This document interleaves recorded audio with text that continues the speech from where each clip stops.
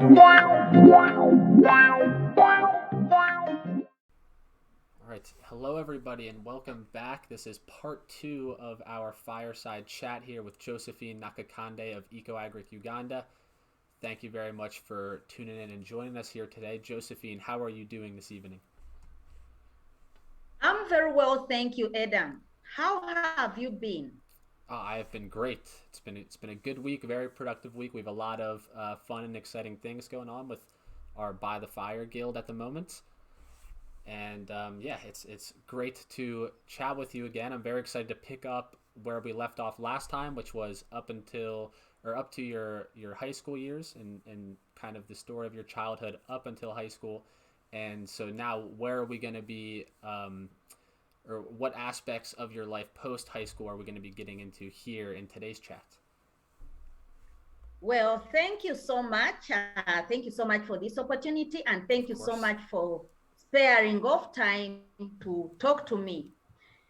Before I tell you about what we are going to, what I'm going to share with you, I would like to appreciate you about the mushroom growing house. It is advancing so well, and we are almost at the wall plate. A very big thank you to everyone, most especially the Vulcan Pass, most especially by the fire team. You are so amazing. Thank you. Yes, Thank you, once Josephine. again, I'm Josephine Nakakande, and I would like to tell you about a story about how EcoAgric Uganda came to be born. Now, whatever I do is really shaped by my childhood. Yes, last time we left when I had joined high school, but there are some important things I felt I needed to share with you before we go to that level. So this was my schooling journey. So I went to nursery school, what you can call kindergarten, at 4 years. And by that time, I could write my name. Uh, my brother, my follower, was born when I had not yet made a year. So my father babysat me. Given that my father is a teacher or was a teacher and a chemistry teacher, he used to go with me to the laboratory to teach. So in order to keep me focused and busy, he used to give me work. So I learned reading and writing at an early stage. So at 4 years, I was in nursery and I passed. And then by that time, the weather used to check whether we are ready to go to school. You would do this. The moment you touch the ear like this, then you're ready to go to school. But if you don't touch the ear and the hand stops here, then you'll not be able to go to school. So we used to struggle to make sure that the hand touches the ear so that you are able to go to school. So it was not about the age. And then after that, uh, I went and finished class 7 when I was 11 years. I was completing class 7. At 15 years, I was completing senior 4. And at 17 years, I was completing high school. So here you start with the nursery, then you go to primary, then from primary to secondary.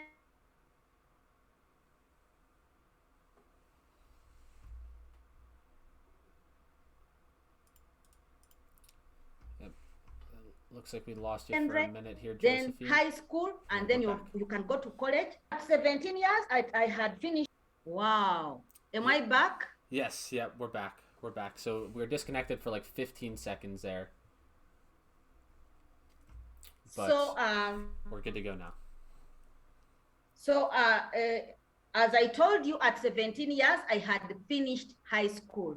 So at around 19 years, because we always have 1 year at home while they were marking or exams. So that when I was 18, I was at home waiting to join college. And then at 19 years, I joined college. And when I joined college, I studied veterinary. Now, I told you I went to high school without a towel and sandals. Do you think that situation had changed when I was going to college? No, Wow. it had not changed. It had not changed at all. And then how did I go to college? So when I failed to go to the university, at that time the university was free and college was free. So when I failed to go to the university, I stayed home, and it was my parents to determine or to support me to find what I can do. For me, I wanted to become a medical doctor. But after failing to go to that route, I told my parents that I wanted to become a veterinarian. So at this moment, I was taken to college to study veterinary, a certificate in veterinary. So I went to a college called Bukalas Agricultural College. I studied veterinary, and this was for 2 years.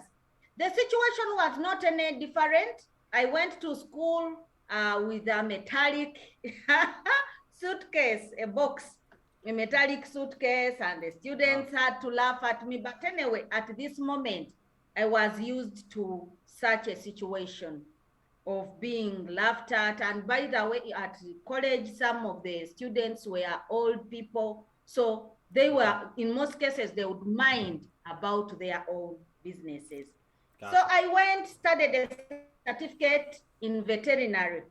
After 1 year, before even I finished, that is when things started opening up. I started doing some simple things like vaccinating dogs, and I started getting some money. So things started opening up. I started doing my own things. And then I also got a boyfriend at that moment, my current husband. So my boyfriend also supported me in one way or another, and I finished certificate. The moment I finished certificate, I went and started working as a veterinarian. Now, a veterinarian here at that moment, there were so many animals, but these animals were owned by men.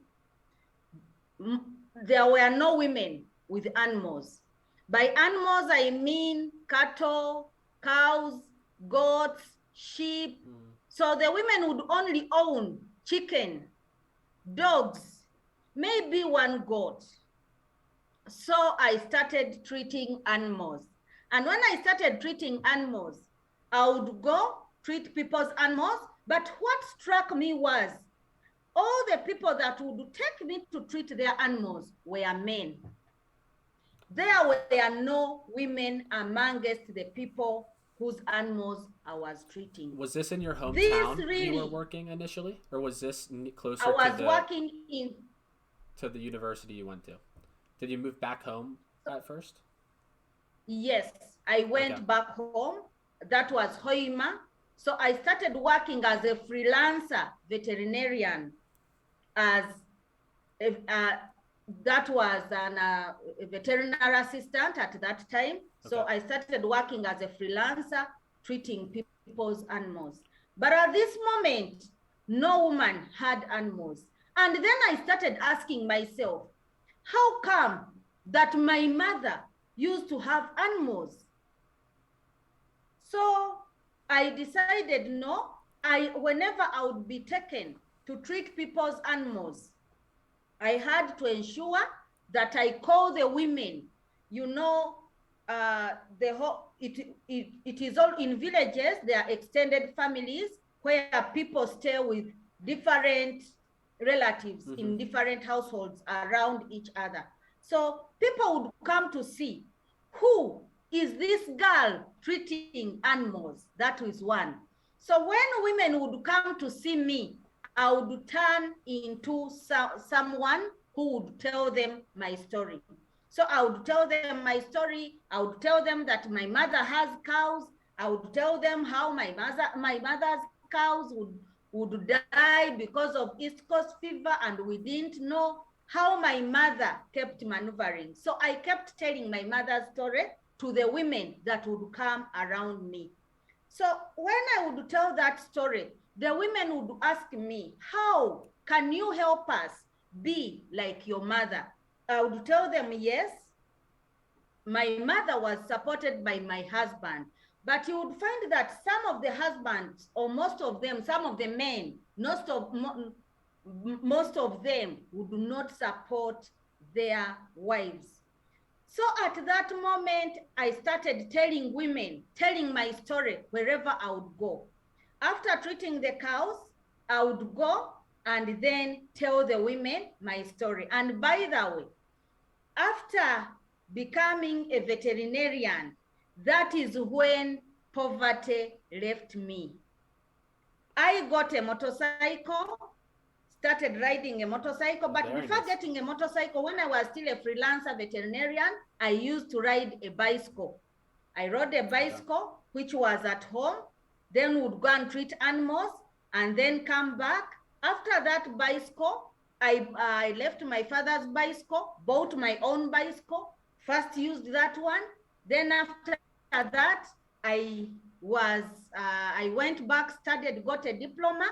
After getting a diploma, the government of Uganda gave me a motorcycle.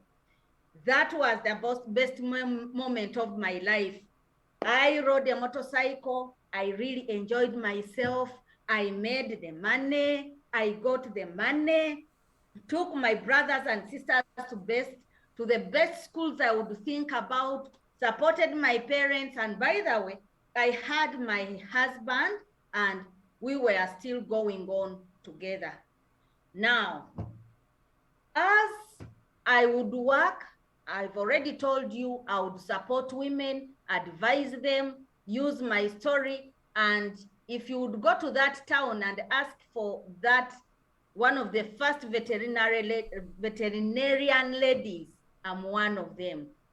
That's awesome. So as I worked, I started supporting people, supporting women to do what my mother used to do.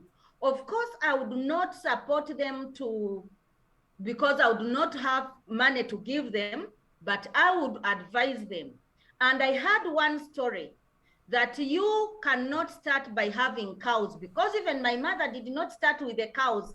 My mother started with the vegetable gardens. So I encouraged the women to grow vegetables. Now, even when I encouraged them to grow vegetables, I was not an agriculturalist. It was very hard to advise them on agriculture. So at that moment, I went back and studied a bachelor's degree in agriculture so that I'm able to give advice on livestock and give advice on crops. And most of my friends needed this advice in agriculture.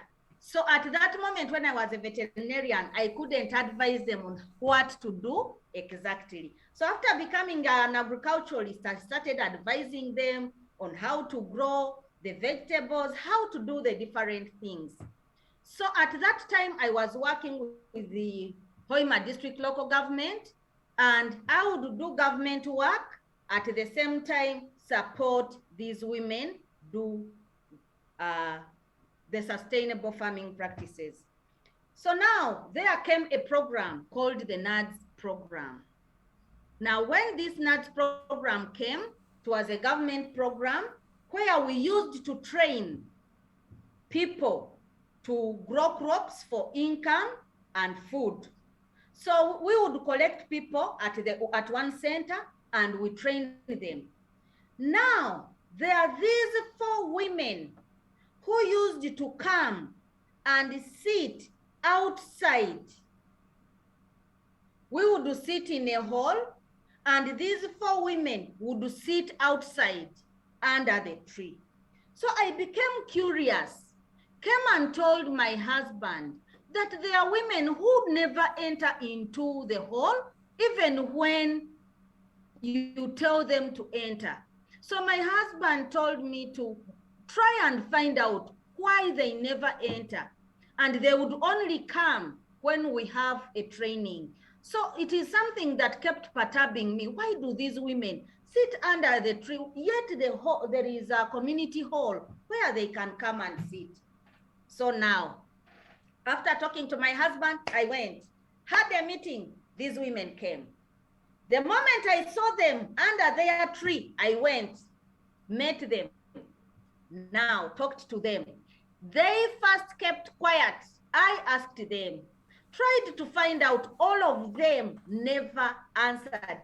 I went, bought soda. I remember I bought them a soda and a donut. I thought they were hungry. I gave them, they never answered. So one of the local leaders came and told me they were mad after they got problems at home. I told the local leader, how can it happen that 4 mad people come only when we have a meeting and sit in one place? You can never find mad people in one place. It cannot happen. So I decided, no, I needed to go and follow these women and see where they stay.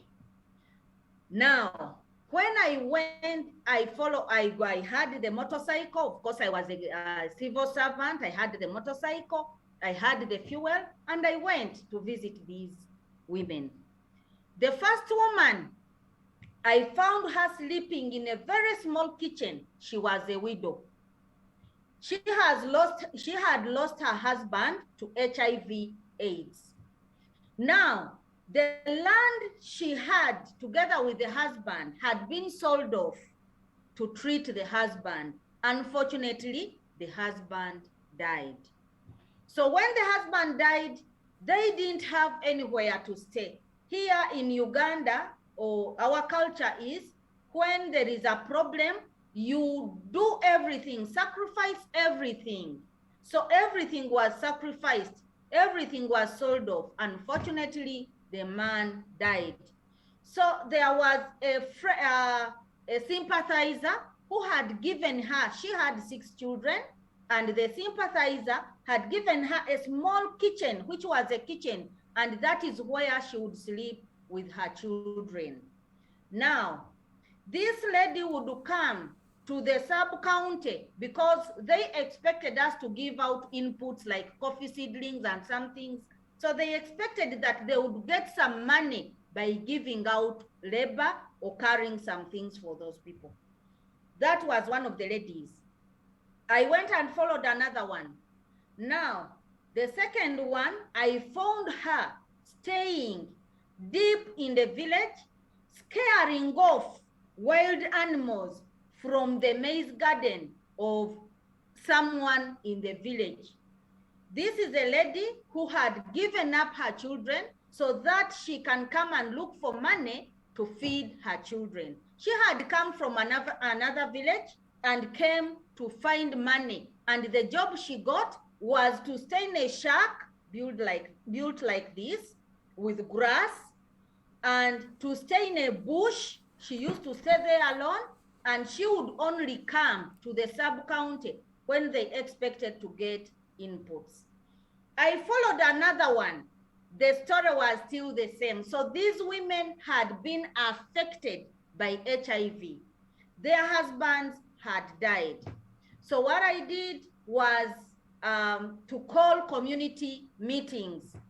And when I called these community meetings, I told them, today it is these women. Tomorrow it is either your aunt, your sister, or your mother to be in the same situation. Can we save these women? Can we save the women affected by HIV? So what we did was to, first of all, get housing for the women that had children. Wow. And the housing here is very simple. Grass thatched with mud.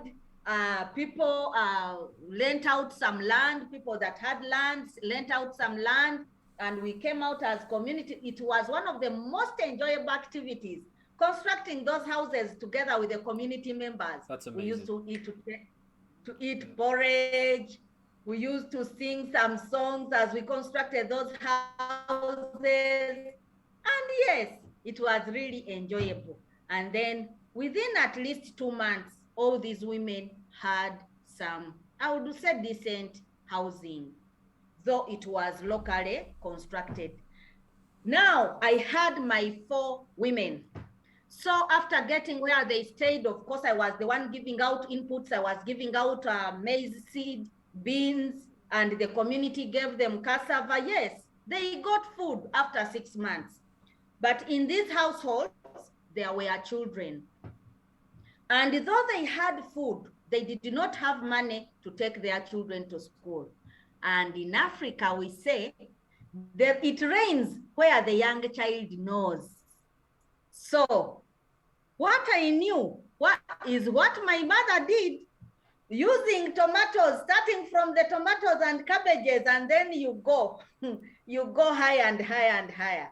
So what happened was, I used my salary, bought them some vegetable seeds, and they grew the vegetables. And guess what? I was a veterinarian. I used to inspect meat.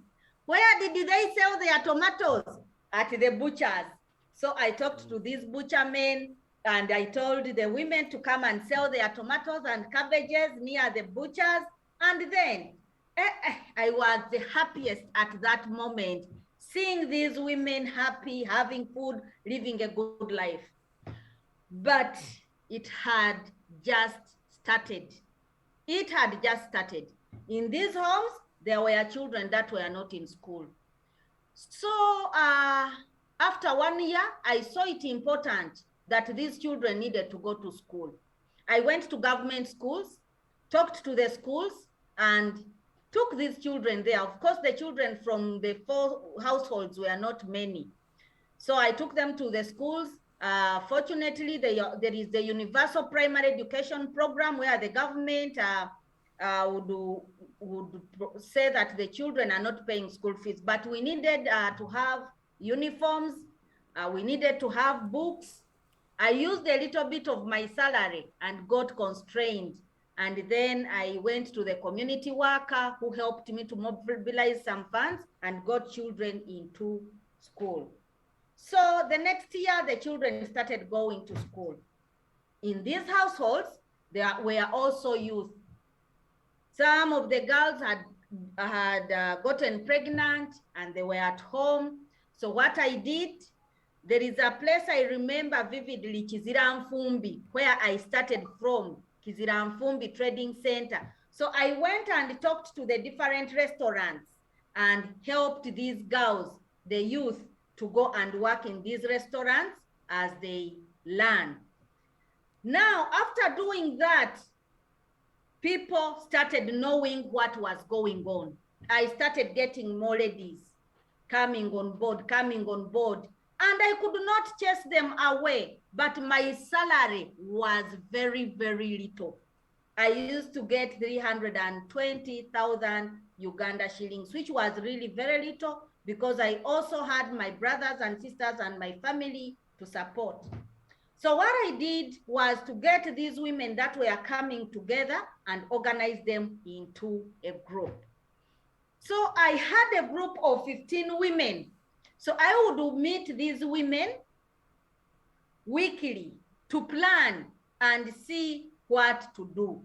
But one of the best moments in my life was meeting with these women. You know, going to a place where they love you, going to a place where they appreciate you, where they really appreciate, where you see a change, where you advise and people listen. So I started with 15 women. I started working with women. At this moment, I started asking for money from friends to support. Hey, is everything okay? Yeah, everything's good. So I started working with these women and they had formed a group. Now, at that time, I was with my husband. Now, my husband had started working in central Uganda, and for me, I was in western Uganda in Hoima. Actually, for me, I started the Kabrik Uganda work in Hoima. So when I came and told my husband that I had formed a group,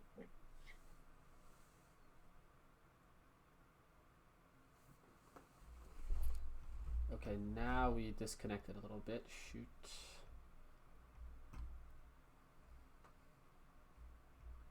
At that time, my husband was working with an organization called Straight Talk, and he was under Farm Talk. He was to learn agriculture production.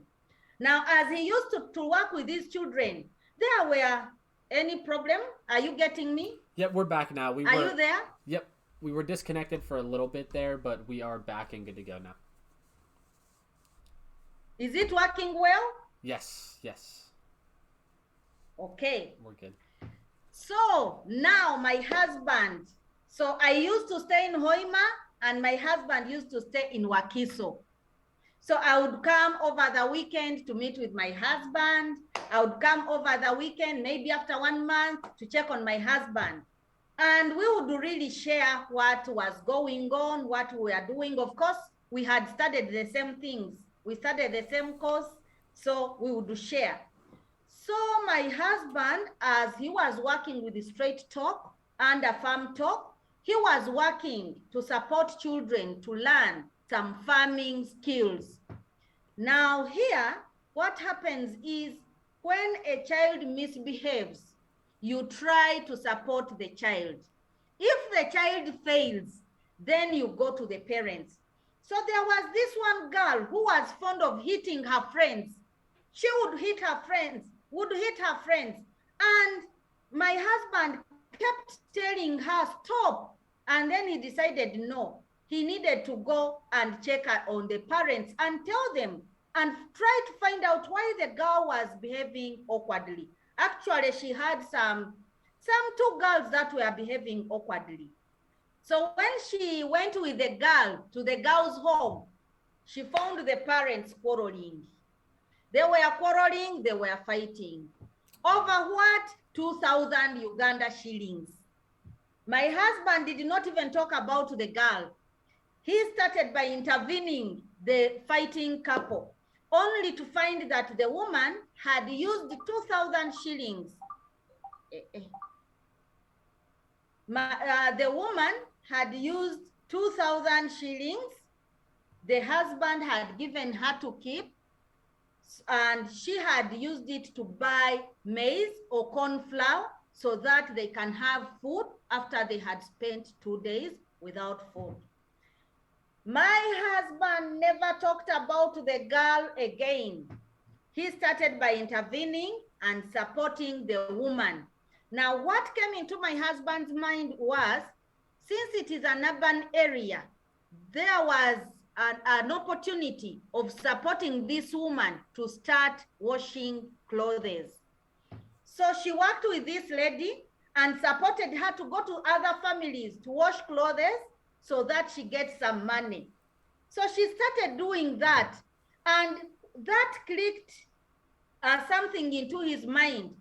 He went and checked onto the other family where the other girls were also fighting. So at this moment, after 1 month, he started working with these children, the 4 children, the mothers of the 4 girls, to support them improve their income. So as he worked with those ones, I was also working with my group in Hoima.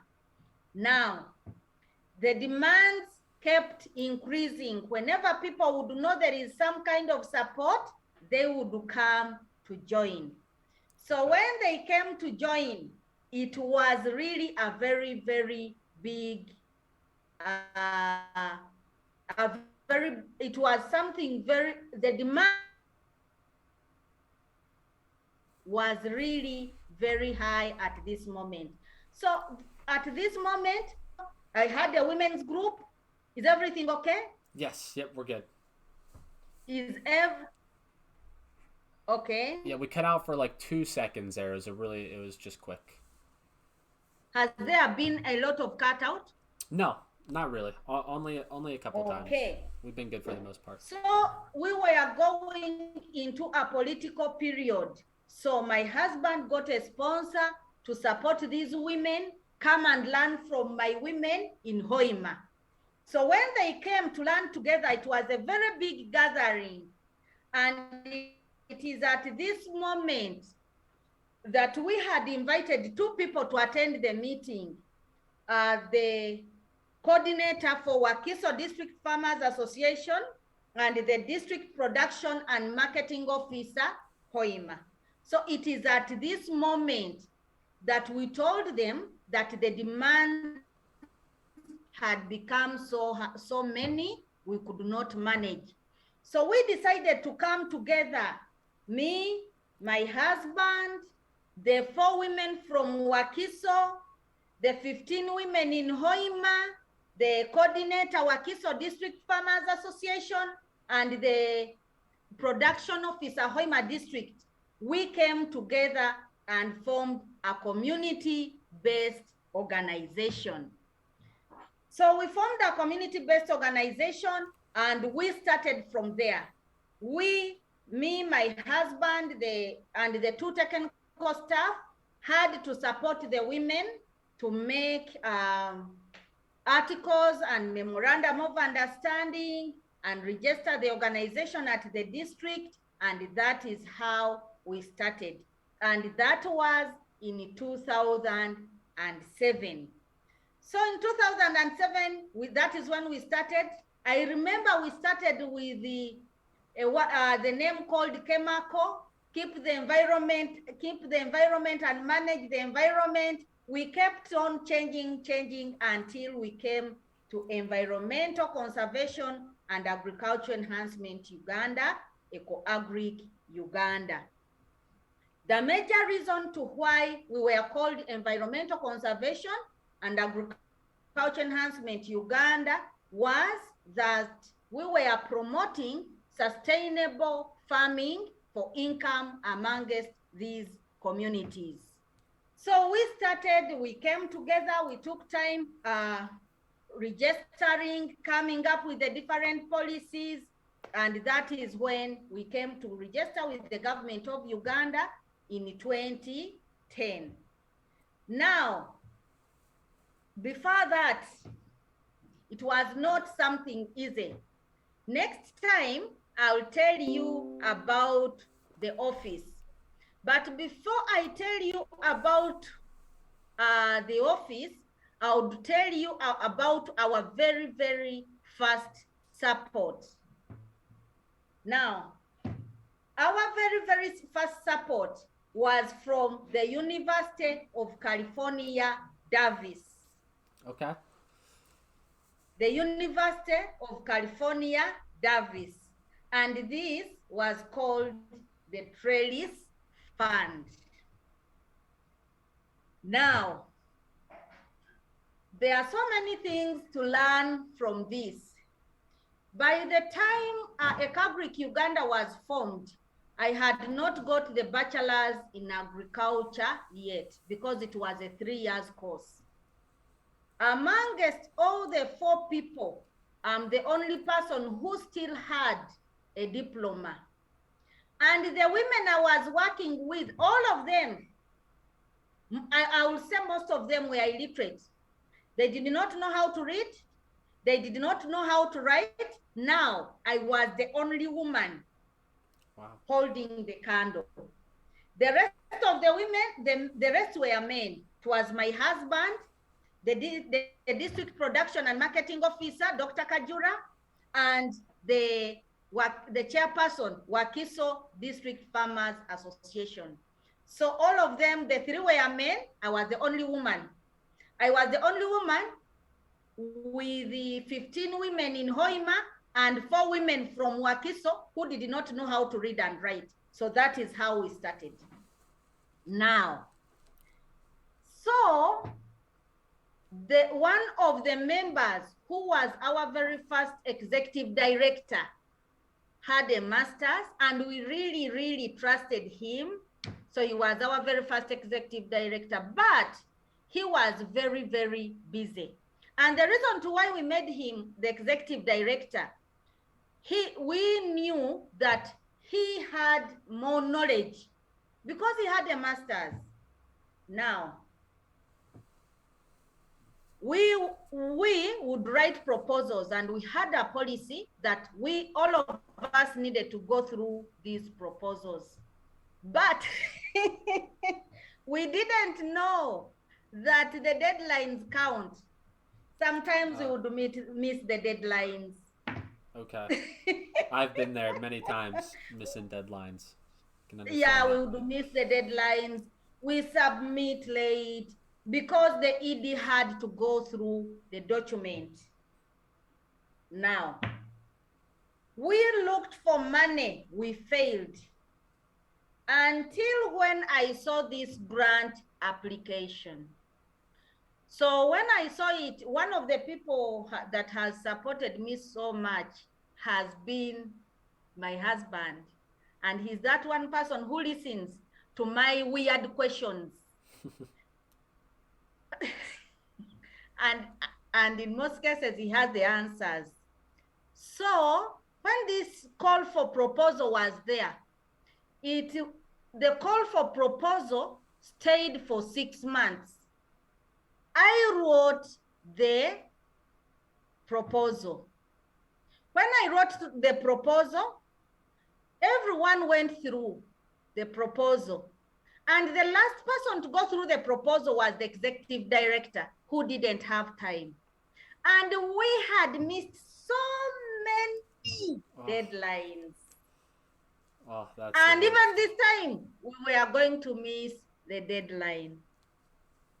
Now, what I did, I went, asked my husband, by the way, I didn't have a laptop. That will be the last story I will tell you about my first laptop. Now, I went and asked my husband, if I sent this proposal and it doesn't go through, who will beat me? Is there anyone who will beat me? He just looked at me and said, oh, well, no one can beat you. I just went, submitted the proposal.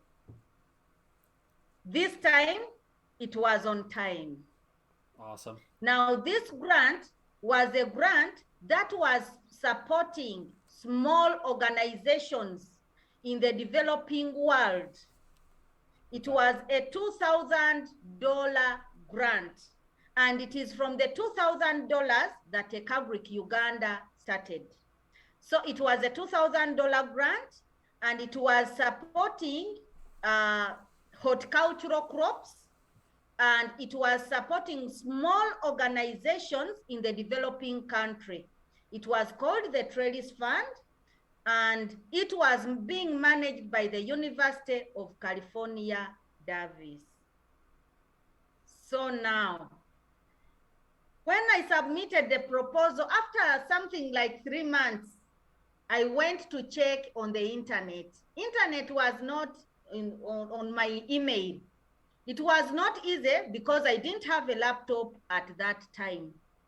So what happened was I went, checked, and found when they had asked some questions, I screamed, ran out. By the way, I didn't have a laptop. So when I came from Hoima to Wakiso to check on my husband, it was my husband with a laptop. Okay. And so when I came from Wakiso, from Hoima to Wakiso, I checked on my husband's laptop and found they had sent an email 2 weeks back. I screamed and said, you check, they've answered. I called the executive director, but he didn't have enough time to answer. So I went ahead, answered, and we got the grant. We really did. This grant aimed at supporting women in Wakiso grow organic tomatoes for food security and income. So we supported the women in Wakiso, and these are the women, these included the women my husband was working with. So these women, on top of washing the clothes, they were supported to get involved in organic tomato growing, which project really worked well. Now, from this project, I learned to believe in myself, because if I had not become courageous, I wouldn't have submitted the application. So I learned to become courageous and stand up in arms, whether how do something and ensure that it goes through. So at this moment, we implemented the project, and this project had a volunteer. Now, this volunteer was supposed to come and support us, but I think she was scared. So she didn't come, and she is the volunteer who helped me learn, because I was the project coordinator at that time. I managed the project. So he helped me learn, she helped me learn how to use Skype, how to work with someone online. And I think this volunteer was scared. Okay. So the volunteer didn't come, but it was of better use for us, because this volunteer taught us how to use Skype, how to use Zoom, how to use email, you know, the different online things. And this, after this volunteer taught us this, we got another volunteer who helped us make our very first website. So at this moment, that volunteer who made the website was called Anifra. We learned that we can send her the pictures, we can send her the text. But I really salute Anifra, because if I look at the quality of the pictures that I used to send her and the quality of the work, and she made sense out of the work, I really salute all the volunteers where they are, and I cherish them. So we worked with the project. So after some time, 2 people came from the University of California and Davis, and they came to monitor the project. They were really impressed and happy about what they saw. They were so happy. And when they heard our story, when they heard that there were other women in Hoima district who were part of this, they gave us a second grant. The first grant was for organic tomato growing, but the second grant was for promoting orange-fleshed sweet potatoes in Hoima. But this time, this volunteer came. So next time, we are going to start from there. But now, I would like to tell you a story about my laptop, my very first laptop. Now, when we started this organization, as I told you at that time, I was working with the district local government, Hoima district local government. I didn't have a laptop. So I went and befriended someone with a cafe. Okay. An internet cafe. So when I went and befriended this person, I didn't know how to use a computer. No, I didn't know. So she had so many computers. And now in order to look for funding, I needed to spend a lot of time looking for grants online. So I befriended that person with an internet cafe. She became my friend. And incidentally, because I was spending a lot of time on computers, she gave me a computer of my own. Wow. So I would go and sit on that computer. Now, this computer was very big. The moment electricity would blink like this, it would go off for 30 minutes. But I would like to inform you that I loved that laptop. Now, my husband was working with the Straight Talk Foundation. For him, he had a laptop. So I would make sure I first saved my work on the flash. But when I would come to Wakiso, my work would not be there. So I started by saving my work on the flash to come and work on my husband's laptop. Okay. Now my husband's laptop. Remember, he was also employed by Straight Talk. Mm-hmm. I would make sure I would ask him to leave it with me, and he would ask me, "You're telling me to leave the laptop behind? Honestly, how do I leave it when I'm supposed to use it at work?" So sometimes, of course, as your girlfriend is asking for something, and it was not easy getting these laptops. So sometimes he would leave it, and then he would tell me, come back and tell me, "I've suffered the whole day without a laptop. No, tomorrow I have to go with it." Let me tell you, I had so many tricks of making him forget the laptop. All the time. That's so I funny. would be fine. I would finding ways and means of making sure that he forgets the laptop. And then when I saw that I had that challenge of losing my work, whenever I would come from Hoima to Wakiso, I would make sure that I send that work through email, keep it on my mail, so that's such that when I come this side, I have it on my mail. Very smart. So that is how I started, and then a laptop became a laptop at home. Of course,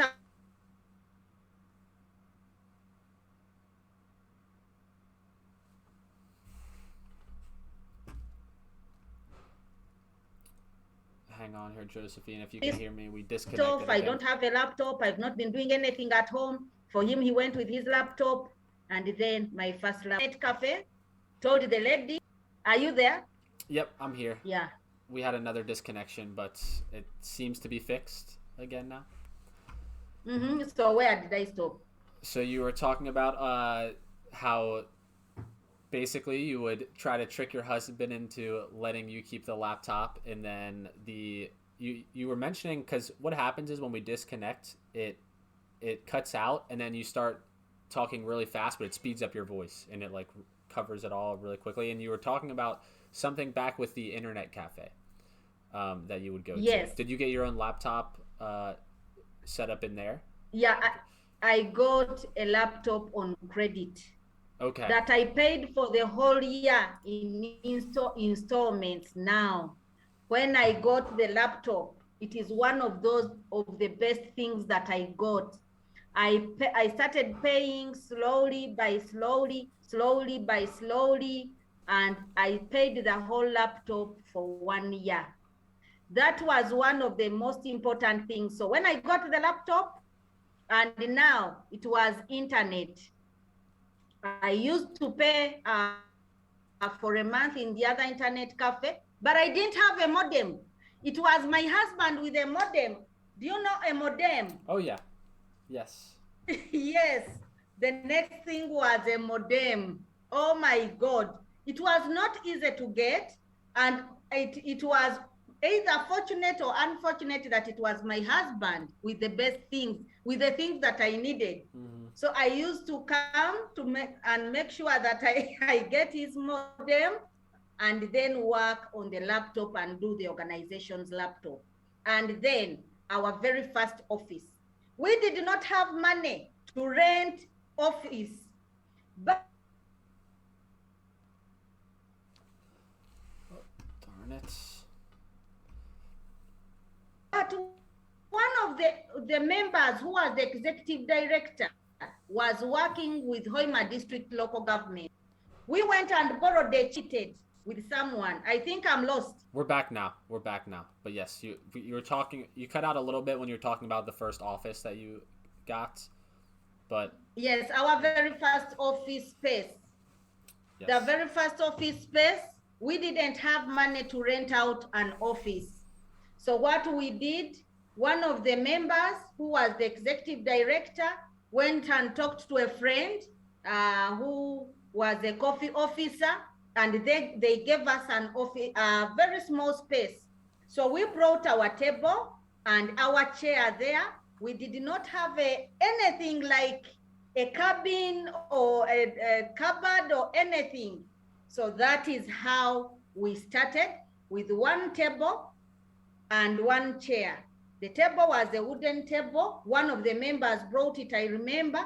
And the chair was also brought by one member, and we would sit on that table, and that is where we started from. Wow. So next time, we will be talking about the second grant, which was given by the Trellis Fund and the volunteers, and how volunteers are important into our organization. Hope you enjoyed this presentation, and hope you pick something from what I've talked about. And from the beginning, I was at the center of the formation of Ekabric Uganda. That is why I don't believe that something can fail. I believe anything will work out in whichever way. Because I started from nowhere, and now look at me, the way I struggled with the laptop, the way I struggled with the office. I didn't have an office, we didn't have an office. And by the way, amongst all the people, because my husband was working with the Straight Talk, one of the members was working with Wakiso District Farmers Association, one of the ED was working with Hoima District Local Government, and at least I'm the one who was there working with these women. And remember, I was the woman. So yeah. I was there in the middle of nowhere with my fellow women, all of us in the middle of nowhere, but trying to find where to go. Thank you so much for listening. Thank you so much for your time. Hope you had a wonderful time. See you next time. Thank you so much for supporting us. Yes, thank you very much, Josephine, for sharing all of that. Everybody, I hope you enjoyed that as much as I did, and we will see you all back here very soon for part 3, when we'll be discussing the second grant that EcoAgric Uganda received and all the things that transpired after that up to current day, with all the amazing things going on with the organization. So Josephine, thank you very, very much. And everybody, we will see you here very soon for part 3.